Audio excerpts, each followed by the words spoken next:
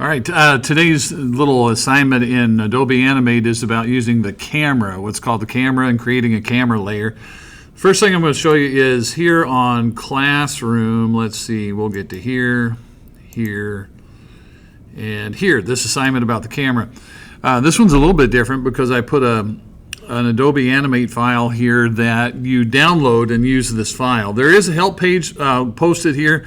I'm going to show you how to do this in this movie. So you click on the Start file right here, and then you would need to download it. So however you do, however that looks on your computer that you're working on. A lot of times when I get up here at the top of Classroom, I get this button that says Open with Adobe Animate. But if you don't have that, you probably have a download button over here on the right hand side.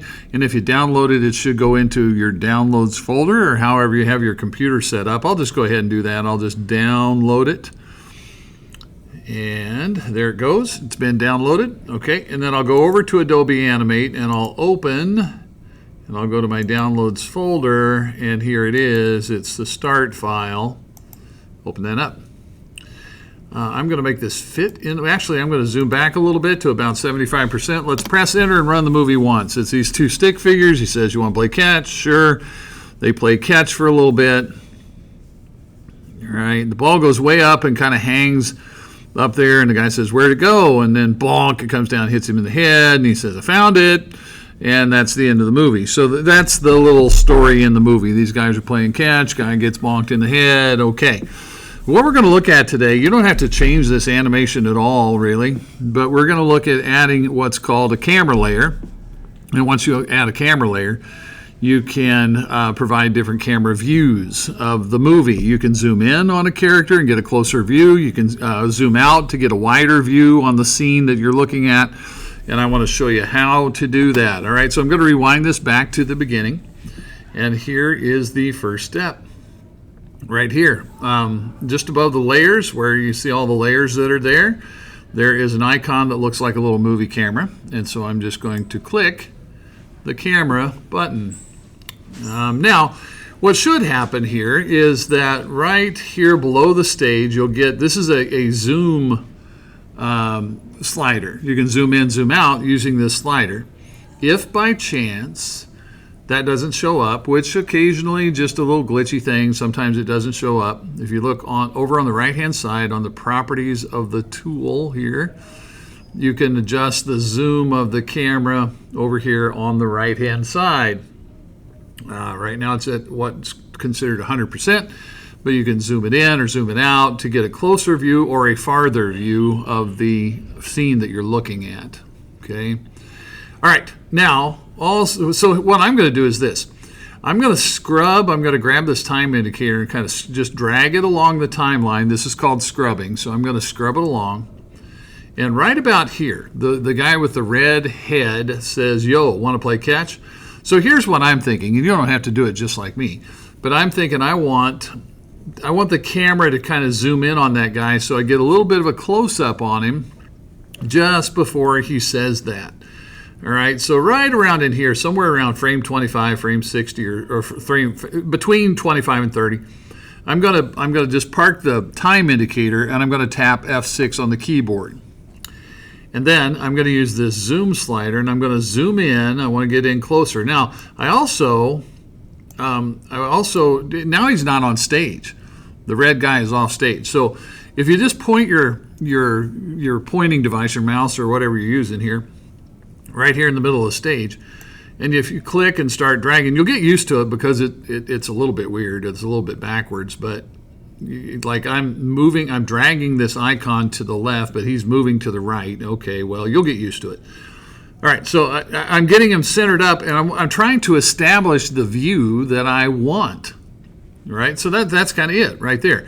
I zoomed the camera in so it's closer, and I got him kind of centered up on the stage, and then if we scrub forward on the timeline here, oh, you know what, I might want to move him. I'll move back to that where that black dot is and move him down just a little, because I didn't quite have, yeah, there, that's better. Yo, want to play catch? All right. All right, so that's happening. Now, these are going to be what's called jump cuts. Like I'm chugging along here in this movie, and you see the whole, you see the whole view of everything, and then all of a sudden in the next frame, bam, it just cuts straight to this close-up view of the guy with the red head. That's called a jump cut. It doesn't like zoom in really. It just instantly cuts to a new view. All right, want to play catch? So at about frame 60, the guy with the blue head is going to reply. You can't see him right now because he's off camera. But about frame 60, he's going to reply by saying, sure. So just ahead of frame 60, and you can do it kind of, you get the timing the way you want it. I'm going to do what I want, you do what you want. So I'm going to park the time indicator right about about 57 or so. I'm going to tap F6 on the keyboard, and I'm just going to adjust the view that I have now. I'm going to bring this blue guy over into camera range, right? I've just made an adjustment just by kind of clicking and dragging. I've made a change in the camera view. And so we're chugging along here with this view that I'm scrubbing on the timeline again. We're chugging along here with this view, and then boom, it's going to switch to this view. And he's going to say, sure. All right, now at about frame 90 or so, that's when they're going to start playing catch. That's when the ball is going to start flying back and forth. Now, in my opinion, in my mind, what I want to do there is I want to kind of pull the camera back and get a wider view so that we can see the game of catch. So just ahead of frame 90, anywhere in there, I'm going to park the time indicator right there, and I'll tap F6. That marks the spot for me. And I'm going to zoom the camera out, right? I want a wider view now, so I'm going to zoom it out. And I'll also move both characters so that they're in view. I want them both where I can see them. All right, so we're chugging along here with a close-up of the guy with the blue head, and then all of a sudden we're just going to do a jump cut, boom, to a wider angle, and now we can see them both. Cool. All right. Let's scroll our timeline a little bit. Now, what I'm going to want you to do here, and I'm going to just kind of talk through this as I'm going. Now they're playing catch, right?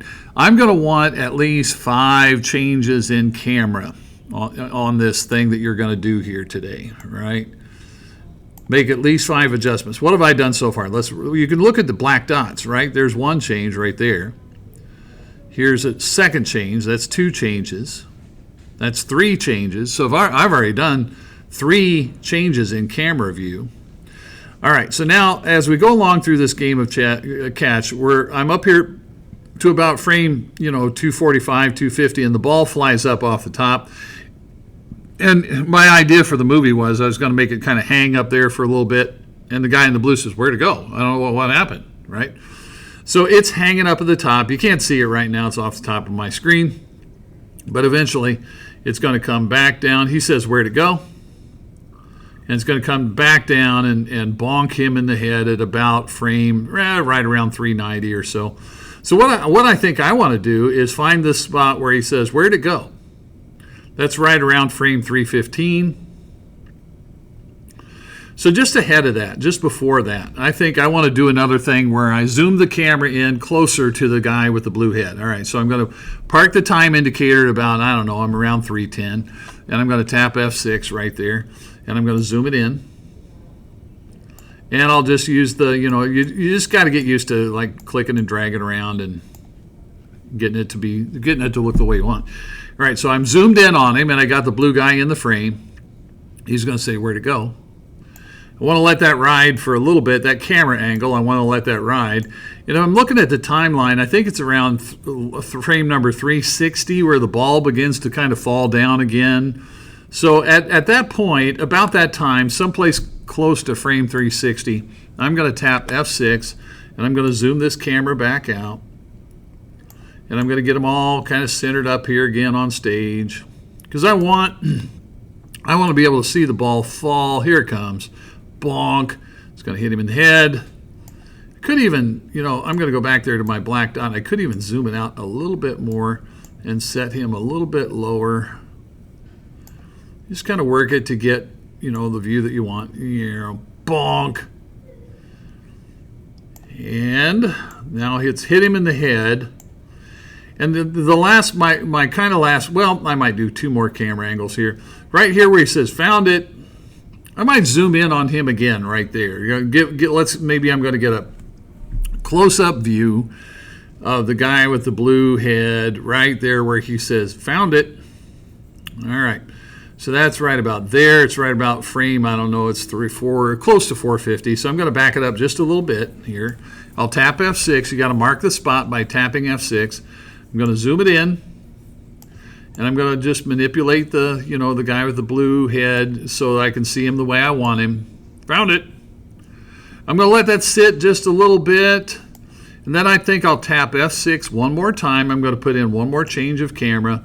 And I'll pull this back, and I'm going to bring it back out to a wider view like that. So I got one final camera change that I want to do. All right. So I'm going to play the whole thing. Boom, like that. I get these camera cuts. They're called jump cuts, right? It just instantly changes. They're playing catch here, and it's going to cut to him. Here it comes. Boom. Where'd it go? Boom. And then bonk, and then it's going to boom. Found it. And boom, back out.